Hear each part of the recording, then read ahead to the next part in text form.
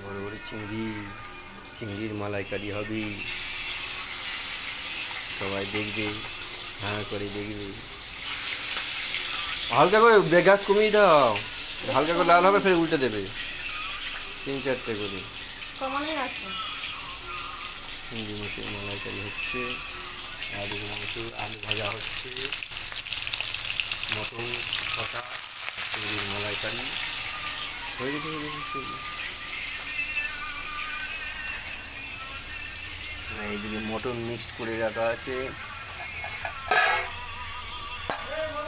Mutton mixed করা আছে, mutton কষা হবে।